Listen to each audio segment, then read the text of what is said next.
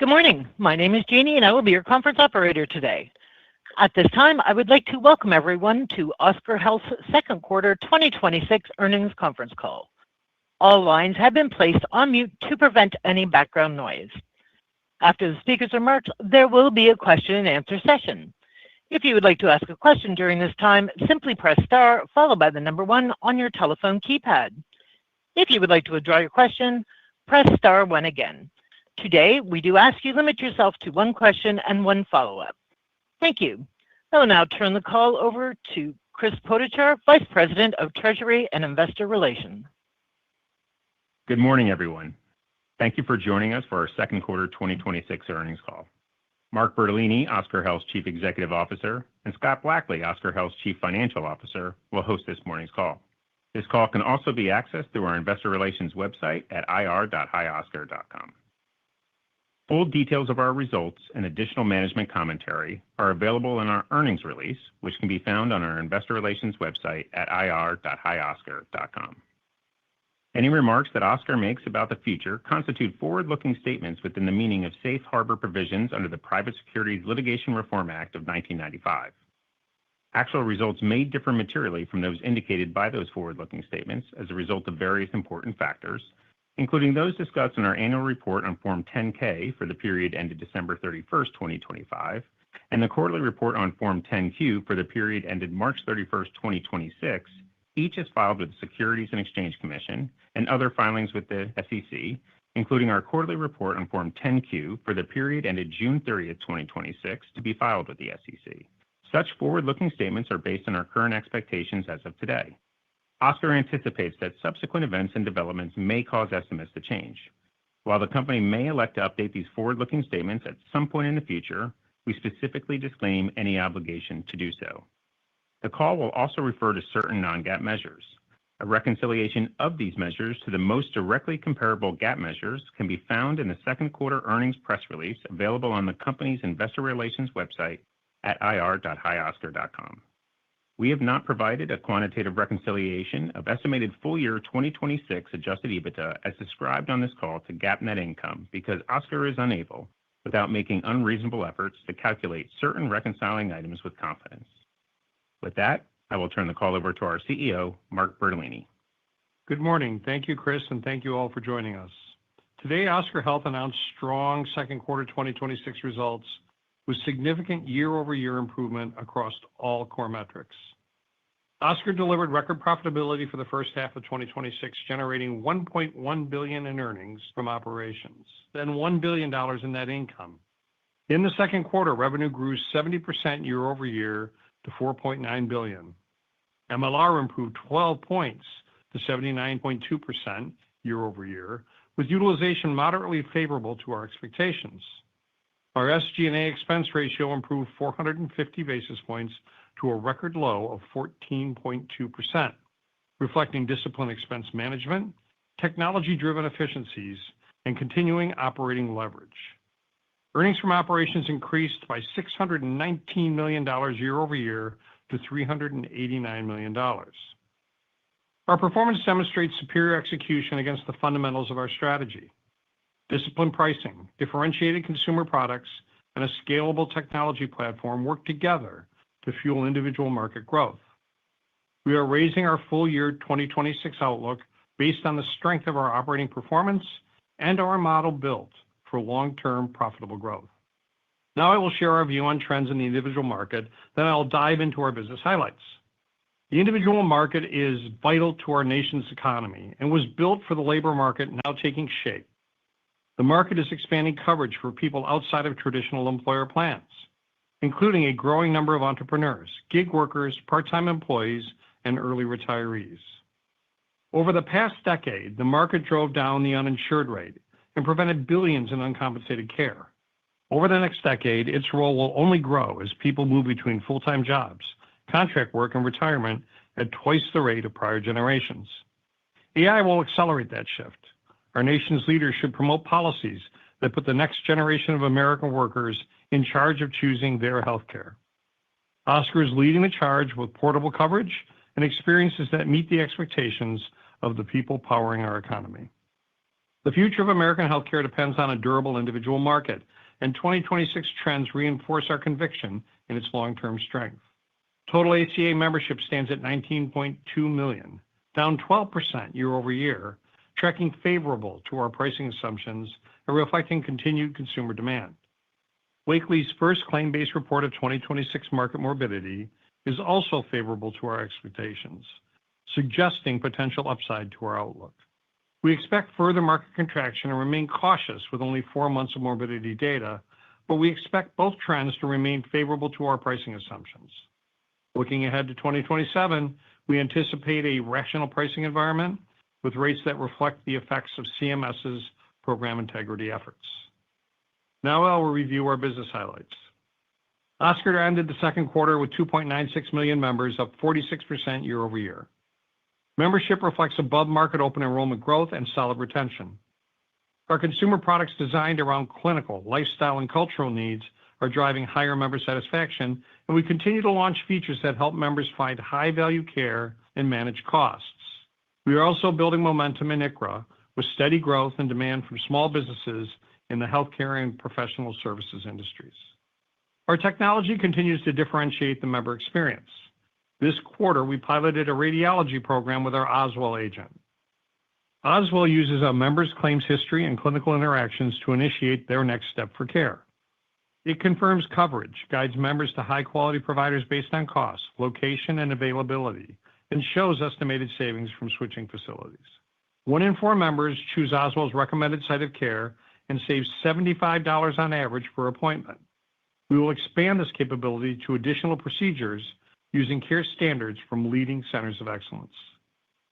AI is powering operations across benefits, billing, claims, clinical care, and member support. Our claims platform delivers 98.7% first-pass accuracy and processes most claims in under 48 hours. We are also deploying AI in medical economics programs to identify cost signals early and act before they become trends. Pharmacy is a clear example. Our models analyze pharmacy activity alongside utilization, provider, broker, and member data to flag outliers. Root cause analysis identifies the drivers so our teams respond with precision. We expect these capabilities to generate tens of millions of dollars in annual savings. Oscar's technology is transforming the economics of the business. The team is embedding intelligence into all core workflows across our platform, making it smarter and more efficient with every deployment. As membership grows, we can serve more members without adding headcount at the same rate. That scale fuels operating leverage, expands margins, and bends the medical cost trend for us and for our members. In summary, Oscar delivered a strong second quarter and record profitability in the first half of 2026. The fundamentals of the business are strong. Our performance is favorable to plan, and our improved 2026 outlook reflects that momentum. We are entering the second half of the year from a position of strength, with the technology, scale, and operating discipline to deliver profitable growth. The ACA is the only healthcare market where private insurers compete directly for the consumer. Our job is to give consumers real choices, real price transparency, and reward what they value. When that happens, the competitive market does what it does best. It drives out inefficiency, accelerates innovation, and lowers costs. Oscar is defining that future. We are replacing one-size-fits-all coverage with solutions that make healthcare as easy to use as any other consumer product. Our results reflect the team's focused execution across our products, platform, and strategy. We will outline how we translate that performance into durable growth and long-term value at our Investor Day on September 16th. I will now turn the call over to Scott. Scott? Thank you, Mark, and good morning, everyone. This morning, we reported strong second quarter results, and we are raising our full year 2026 outlook to reflect our operating performance.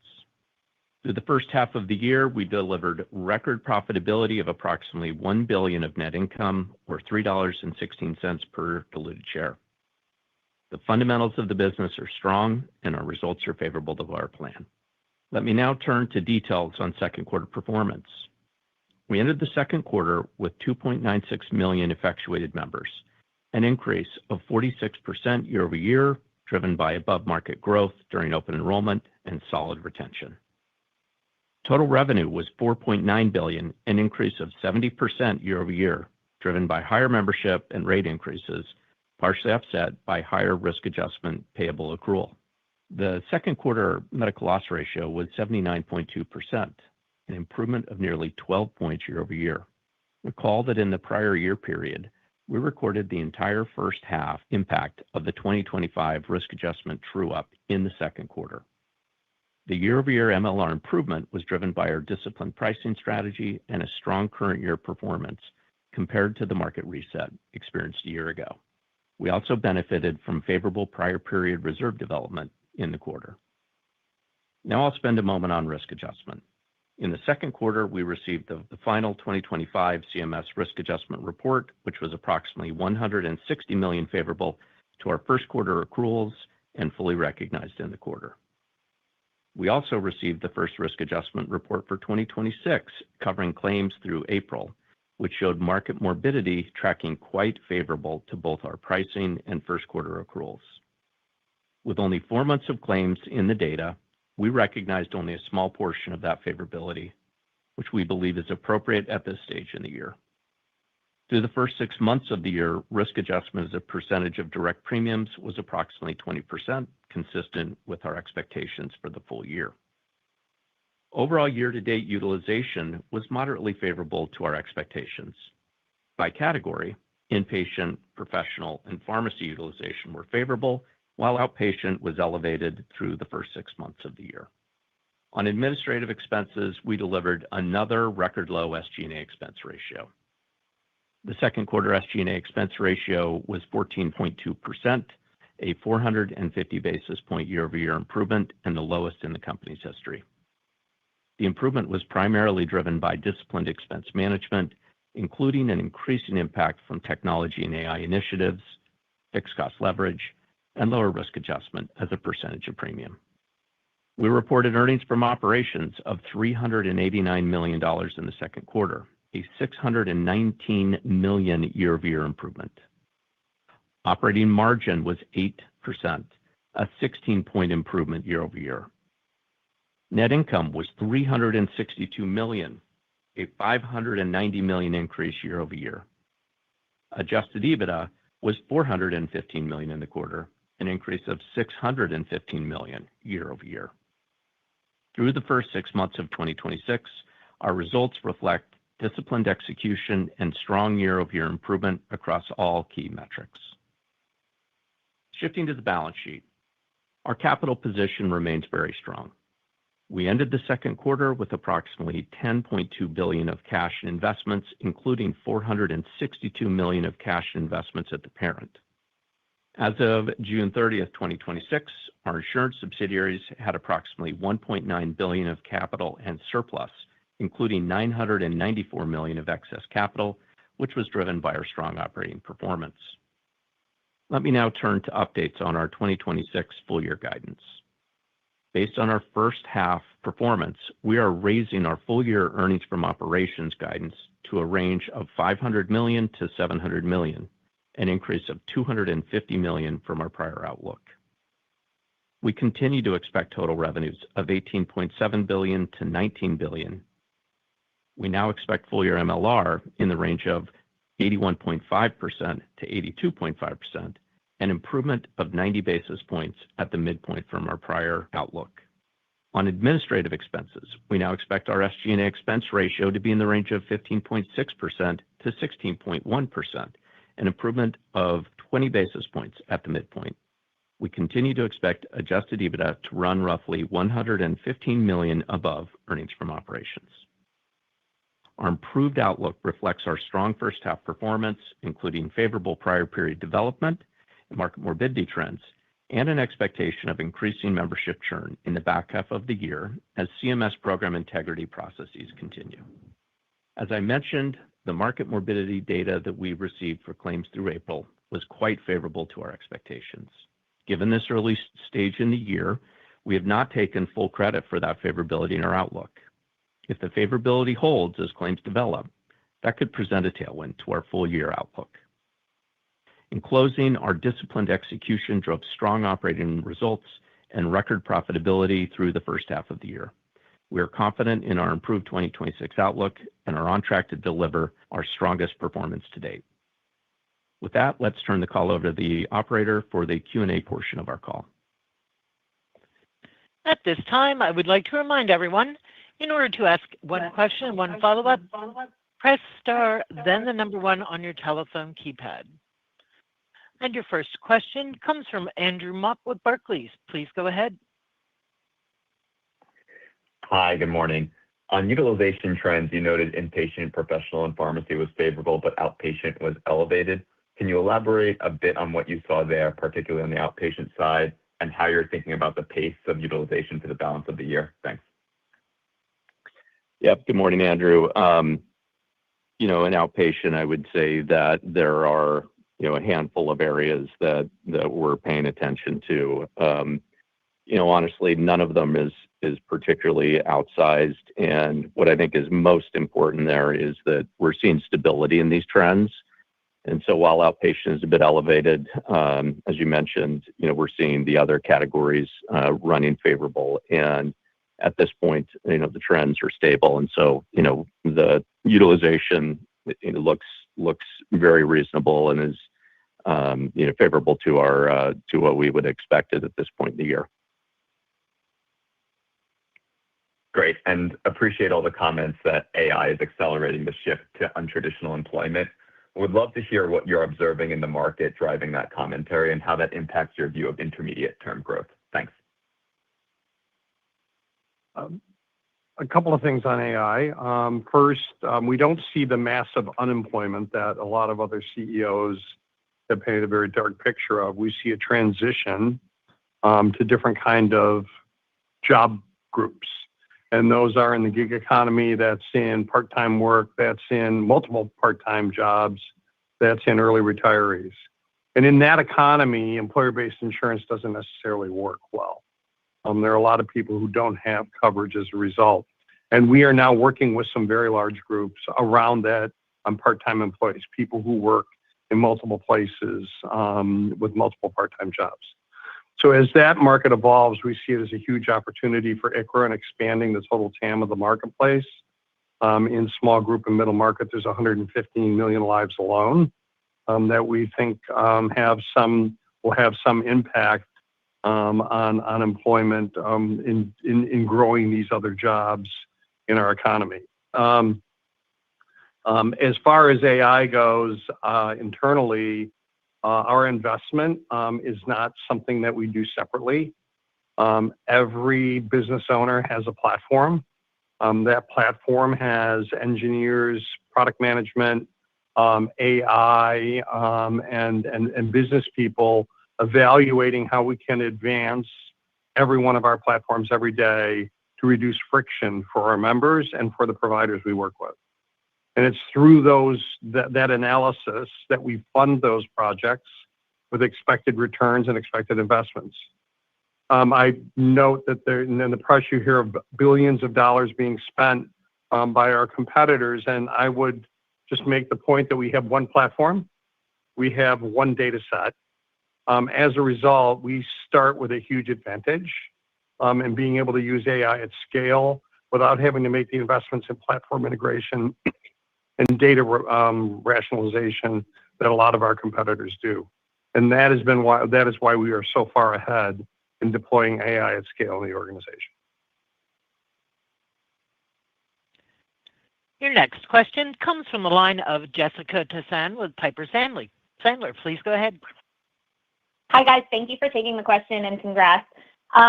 So first question is just, can you clarify that the 2025 reconciliation accounts for about 80 basis points of the 90 basis point MLR revision at the midpoint? And then just, do you mind helping us kind of understand what you're seeing? I mean, you helped a little bit on utilization or a lot on utilization for this year, but just how do we get comfortable that you all have visibility into utilization just despite kind of the potentially deterrent effect of higher deductibles? How do we get comfortable essentially with the reiterated or the slightly raised core MBR guide? Thank you. Yeah, Jess, starting off with MLR and the impacts from PPD, I would say that MLR excluding PPD in the first quarter was a little bit over 82%. And MLR is impacted by two components of prior year development. There's the piece that impacts risk adjustment, which we talked about getting the final CMS report, and that was roughly $160 million. There's also favorable development around claims. And so when you look at all those things, I consider those core parts of the business, and they give us confidence that the reserves that we're booking, our pricing, are headed in the right direction. So everything there looks appropriate and stable. Turning to your question on utilization and our confidence in the back half, I would just make a couple observations. One, at this point in the year, we've had enough time to have a pretty good sense of the risk of the membership that we've got. I would say that it is consistent with our expectations. As I talked about with utilization, we're seeing trends that are stable. We're not seeing anything that it looks to be kind of pushing and running from us. So when I step back and look at all of the components of our operations and our business, I am pleased with the stability and with the clarity and visibility that we have into our current book. And with the Wakely report that we got in the first quarter, it confirms a lot of what we thought was going to be shaping up for this year in terms of, I would characterize it as the reduction in membership that we had all planned for. Looks like that's coming in a bit lighter. That results in morbidity in the marketplace that's likely going to be less than what we priced for, and could present a tailwind to our full year outlook. And I would add one more thing, Justin. In our management process and the way we operate the business, in our operating plans, we actually create targets for affordability and reducing the actual trend we put into pricing. And we measure the results of our programs that we're developing, including some of the things we talked about with AI today, that go against those targets. And so we're constantly measuring the opportunity and what we call flares, where we see hotspots in the utilization, making sure we go after those immediately, that we're acting quickly and with precision and moving that utilization back to where we expect it to be. Thanks. Your next question comes from the line of Parker Snure with Raymond James. Please go ahead. Hi, good morning. Just curious on how you guys are thinking about the 2027 rate cycle. We're seeing some of the preliminary rate filings beginning to roll through, but just generally, how are you thinking about positioning of your rates within the market and baking in conservatism for all things that could happen? Parker, thanks for the question. We believe the market so far has been rational. And again, we price by market. So we look at opportunities by market. And so comparing the overall rate filings is probably not a good way of measuring it. Just take a look at what happened in 26 based on our overall rate filings versus our competitors. We've done quite well in spite of what people thought was underpricing. And so I would suggest so far rational. We still have another bite at the apple as we go forward. And as we look at what could happen with the MBPP or the stay, which we probably don't think will be released at all this year. But in event it does, we have an opportunity to change product and pricing should we need to do that. So we have more time. We're on it every day. We already have plans in place on how to do changes if we need to make them. So we're pretty confident that we're in a good place. And if I can just get a follow-up, I know it's early, but how are you thinking about the overall ACA market enrollment in 2027 at this point in time? Do you think, I know there's still some unknowns, but do you think it's relatively flat, or you see some more declines, or just some general thoughts there? We think that based on what's already in place through regulation, because we are reacting to a few program integrity efforts through CMS that are coming through in regulation and review, that absent any dramatic changes to the MBPP, which again we don't think will happen, that the market, that a lot of the program integrity efforts have been built into the marketplace. We think we're through all the enhanced premium tax credits impact from 2026. So we think that the market has opportunity in it. Obviously, we're not resting on our laurels when we're looking at things like ICRA and other markets to grow our total available market, but we believe there's still opportunity for the market to remain stable or grow and for us to take share. Your next question comes from the line of Stephen Baxter with Wells Fargo. Please go ahead. Hey, thanks for the question. I wanted to follow up on utilization. It looks like medical expense was up 17% quarter-over-quarter, and I think probably 20% on a PMPM basis. Could you give us some color on what's driving that? It seems like a much sharper increase than what you might normally expect. Obviously, there's a lot of unusual dynamics this year. And then how should we think about kind of either the upward sloping of MLR or maybe medical cost expense PMPM as we move through the balance of the year? And then I have a follow-up. Thank you. Yeah, thanks, Steve. I think that in utilization, we're really seeing and translating that into MLR and PMPMs. We're really just seeing the seasonal pattern of the membership that we have this year. And so, as we've talked about, we saw some transition in our book from silver into higher deductible bronze plans. We also have more gold membership. So, I do think that the seasonality that we're expecting is emerging. I would expect that that's going to continue to pick up into the second half as members burn through their deductibles. So, MLR from the first 6 months, I would expect it to continue to trend, higher quarterly, and the seasonal patterns will look, I think, pretty similar to what we've seen historically. Got it. Okay. And then just to follow up on that, you have obviously a lot of new members this year. You also have a lot of new members and new products. Can you speak at all to the performance of new members and some of the new products that you rolled out this year, like the new bronze and the new gold that you're speaking to? Thanks. Yeah, I would say that when I look across the book, we're really pretty pleased with the performance overall of the new products, membership behaving, as I talked about, pretty consistently with our expectations. The risk in the book looks very much with what we would have expected. So, we're not really seeing any deviations in any particular metal. It is an interesting situation where bronze now has a lot of members that moved out of silver and moved into bronze. Gold has members that moved out of silver and now in gold. So, you can't really look at these metals in the same way historically. So we do a lot of, trying to refactor how these metals are going to perform. And against those, adjusted expectations, I would say things are performing, consistent or favorable to our plan. Your next question comes from the line of Scott Fidel with Goldman Sachs. Please go ahead. Hi, thanks. Good morning.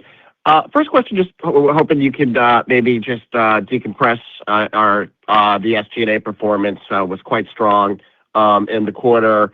Maybe walk us through that. And then were there any timing dynamics that in terms of expenses that maybe sort of played out in other quarters? And then also maybe just talk about, as you look towards the rest of this year, how you're thinking about investment spending that may be in SG&A as well. Yep, sure. Good morning. So SG&A, I would just say that, as Mark talked about, we've really made tremendous progress in SG&A, and both in the quarter and in the 6 months, I don't think I would call out anything that is, driving the trend. What I observed there is that there are, higher taxes this year, exchange fees that we're experiencing. We're basically offsetting that by efficiencies in our variable costs that are really being driven by a lot of the AI and other technology innovations that we've been putting into place. So I would characterize our SG&A as being, what you've seen in the first 6 months is a good indication of the rest of the year. I do think that we'll see the fourth quarter will be the highest SG&A ratio on a percentage basis. That is typically the pattern for us, and that really reflects our investments in future growth and getting ready for 27 enrollment. From here, pretty stable third quarter and then an increase in the fourth quarter.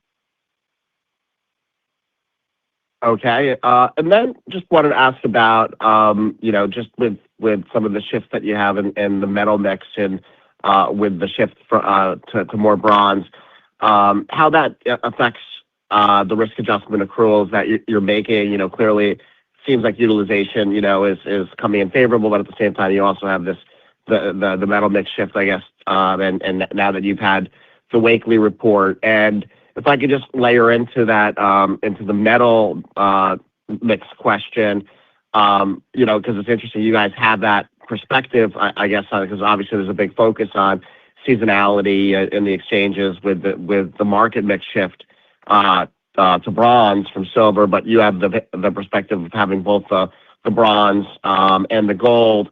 How was that seasonality playing out so far this year in terms of, did you see, what would be expected in terms of different type of seasonality around the higher cost sharing bronze and sort of lower utilization as a result of that in the first half compared to gold? Or was there any other observations that you found interesting there?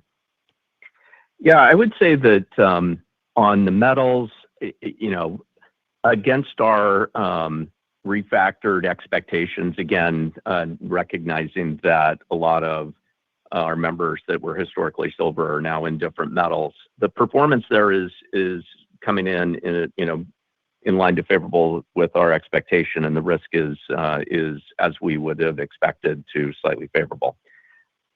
Just a comment about risk adjustment. So in general, we're a risk adjustment payer because our members skew younger, they're healthier. We tend to be more urban than the overall market, and that is particularly the case as we grow. Risk adjustment really is driven by morbidity, not necessarily plan design. I've talked about this in the past, but the risk adjustment formula is intended to neutralize the impacts of the different benefit designs by different metals. That's always not a perfect, exact science in terms of how those algorithms work there. But what we are seeing is we're getting what we would expect in terms of claims, activity and the risk adjustment benefits from that. So, at this point in the year, which we do have now, we're 6 months into the year, so we've got some visibility into this, and all things are looking like they're running as we would have expected. Your next question comes from the line of Raj Kumar with Stephens Inc. Please go ahead. Hey, good morning. Maybe kind of focusing on ICHRA, and I guess yesterday's announcement with a partnership that you are undergoing with ICHRA-X. So curious on what type of capabilities that offers to your current platform, and kind of how should we be thinking about kind of the kind of pace going into 2027 for that offering. So ICHRA-X is an EDE that we built off of an ACA-approved, CMS-approved electronic data exchange that we purchased last year. We mentioned it in, I think, the third or fourth quarter call last year. And that EDE has a lower cost structure than current ACA alternatives, as well as agreements to have all of our competitors as part of that platform. So we now have the rails upon which to run ICHRA, which has not been the case in the past. How do we convert members from a defined benefit to a defined contribution? How does the employer step aside and allow these people to sign up? And what happens is, because network's always an issue for employers, because they have to have wide area networks at higher costs, by the way, than we do in the ACA with narrow networks. Those employers want to know how we can get member coverage. And what we tell them is that we have all of our competitors on the platform, and the members can select whatever competitor they want that has the network they need. So all of a sudden, we have the largest PPO network in the nation at narrow network rates. And what that allows those employers to do is to stand down on the issue of, is there enough network coverage?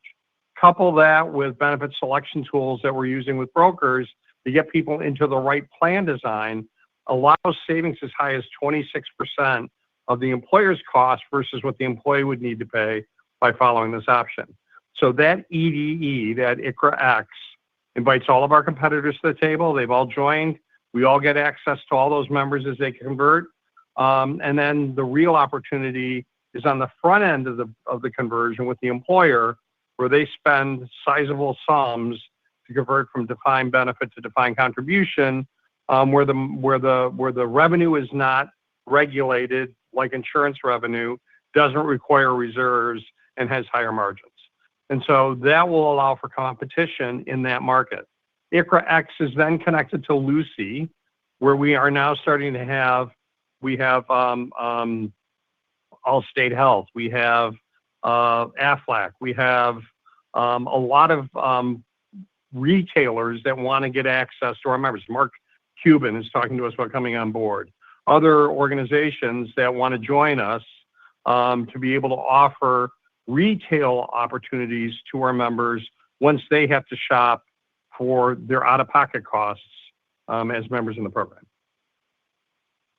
Got it. And then maybe as a follow-up, just kind of more on the technical side, I guess kind of looking at, your short-term investments that kind of increased quite a bit quarter over quarter. So curious on kind of that underlying dynamic, given just the cash kind of being pretty steady quarter over quarter. So any color on that would be helpful. I mean, the investment is to get the platform ready. And so, but it's not sizable. It's not a big number. It's a pretty easy to use platform and easy to change platform. Your next question comes from the line of Jonathan Young with UBS. Please go ahead. Hey, thanks for taking a question. I guess when you guys think about the pricing that's being put into next year from yourself in the market, do you guys kind of see that yourselves getting incrementally better G&A leverage, just given kind of your productivity efforts and the pricing that's going to go into the market? Or should it be a little bit more muted relative to the improvement that you're seeing this year? Appreciate the question. Look, I think that we set up some long-term targets, and one of those was around SG&A ratio, and we're basically getting there a year ahead of plan. I still think there's opportunity for more leverage if we grow the top line faster than our cost structure.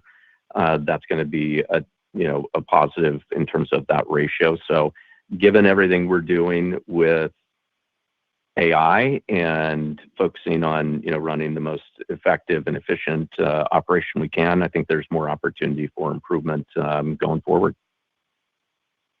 Okay. And then I think in your prepared remarks, you said there was an expectation of increasing membership churn in the back half of the year. I just wanted to be sure, is that in line with the previous expectation of that 1%-2% per month, or is it going to be a little bit more elevated than is typical? Thanks.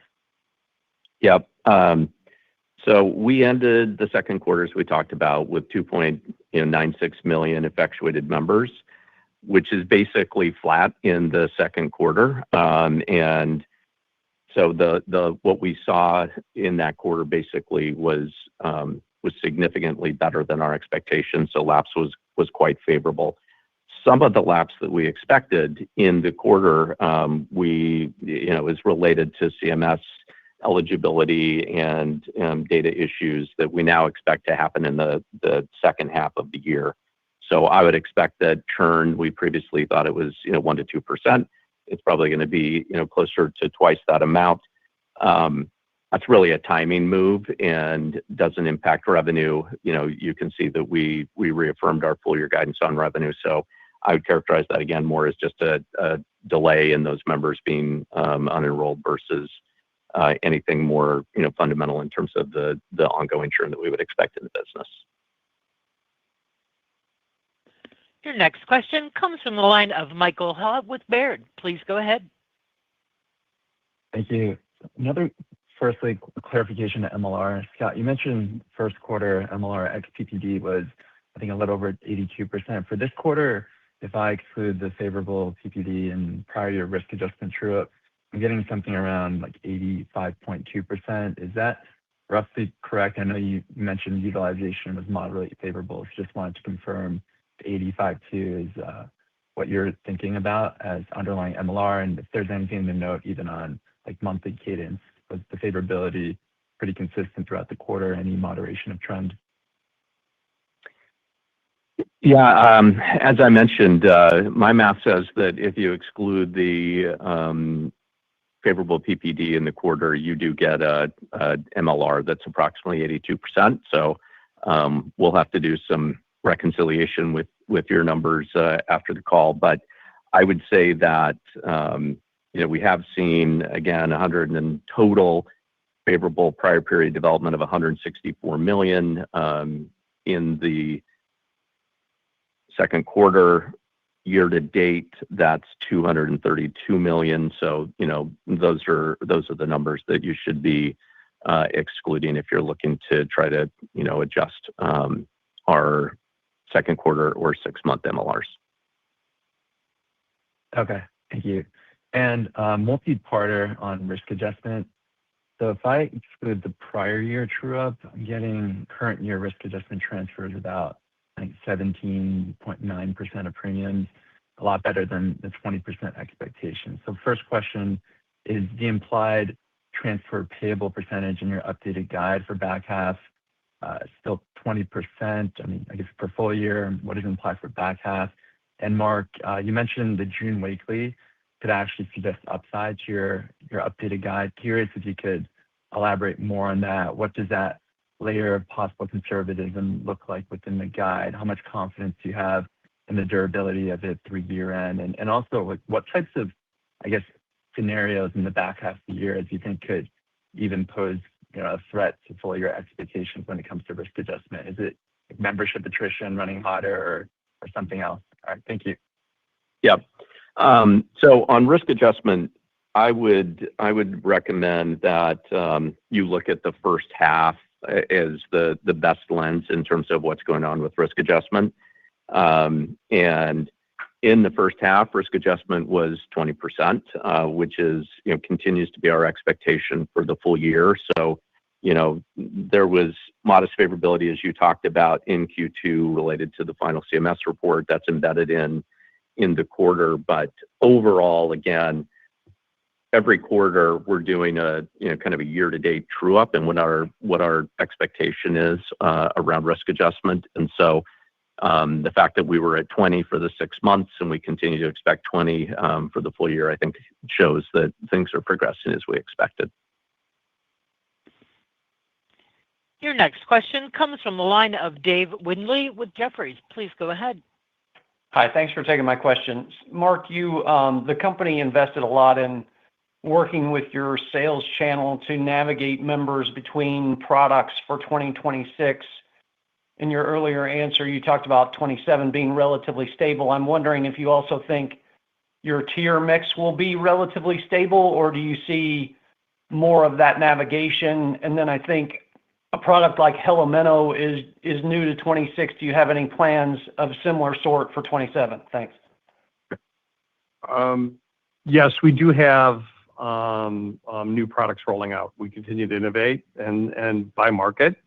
We expect that there will be more opportunity to move people into better plan designs that work for them, and to demonstrate more of our capability of developing these kinds of products, along with the tools like the radiology tool I talked about in our talking points, which goes alongside the pharmacy tool we talked about in the last quarter. We have more of those coming along so that it assists people. Our whole idea is, can we reduce friction at every opportunity when we invest in the platform, thereby reducing barriers for people to get the care they need when they need it.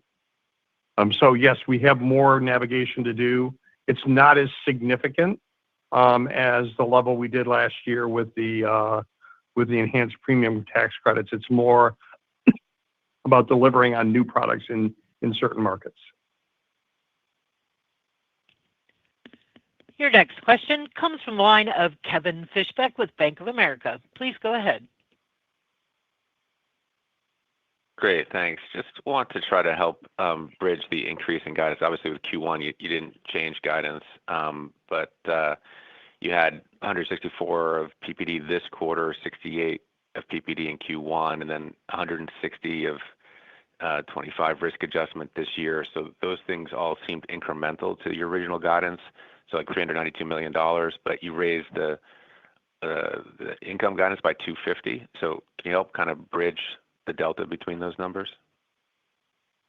Yeah. First of all, the 2025 risk adjustment of $160 million is the largest part of the total Q2 favorable prior period development of $164 million. The RA is a subset of the $164 million. As I talked about, there's $232 million of total favorable prior period development through the 6 months.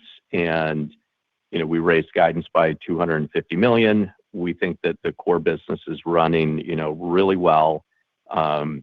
When we got the first 26 Wakely report, I would say that was, again, it's quite favorable to our expectations. We know that report is based on early stage claims, and there will be some evolution there in terms of how that evolves. We're not banking on all that favorability coming through. That's not part of our guide. I would just say we feel like there's more tailwinds than headwinds in our outlook, and we're well positioned to have a strong rest of the year. Okay, great. I guess one of your competitors talked about the IDR process being a headwind to them, and obviously that can be a bigger issue the more narrow the networks are. Just love to hear kind of your thoughts about how the IDR process is working relative to your expectations. Thanks. Yeah, I think IDR is part of the business. I think we support the ultimate goal, which is to protect members from cost surprises. Those are all good things. For us, I would say that IDR is not a trend driver.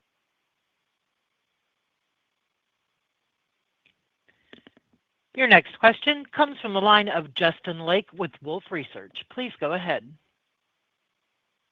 Thanks. Good morning. Mark, Scott, you guys have both mentioned CMS program integrity efforts and the impact on second half enrollment a few times during the call, and I wanted to follow up here. I talked to one of your peers who indicated that in June, CMS sent out a list of 1 million members that they believe might be unauthorized due to a lack of Social Security numbers and 0 claims. Also heard that about 80% of these members are in Florida and Texas, which I know are 2 big states for the company. I know you expect some impact here in the second half. Curious if you could share with us how many of these million members were Oscar members, what percentage do you think you can hold on to or save, and what financial impact do you expect the potential loss of the rest of these members might have on your results given lower utilization of these folks? Yeah. Appreciate the question. I would just say we continue to see CMS focusing on eligibility verification, and that that is a topic that they have been really focused on throughout the year. In my comments, I talked about the fact that we expected to see some disenrollments in the second half that we had thought would start happening in really Q2. That is something that we continue to anticipate. With respect to the financial implications, we don't recognize revenue for members that we anticipate are going to be disenrolled. We set up the payments that we receive from CMS as a liability on the balance sheet. All of the impacts of what's going on across the industry with payment integrities is baked into our full year guidance. Got it. Is there any way you could share how big that assumption is relative to what CMS sent you here in terms of the enrollment that they expect might not be correct? Well, I would put it this way. We're reviewing the file that we received, and there are a number of cases where we know that people were authorized appropriately. There are a number of cases where we've actually had contact with people.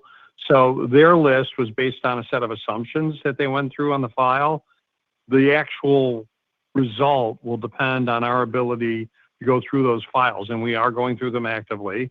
The appropriate accommodations for what we might think being lapsed members are in our guidance that we've shared with you. Yeah, and I think we've got good visibility into that. I don't think this is an area that we see as a risk to the rest of the year. There are no further questions at this time. Ladies and gentlemen, that concludes today's call. Thank you all for joining. You may now disconnect.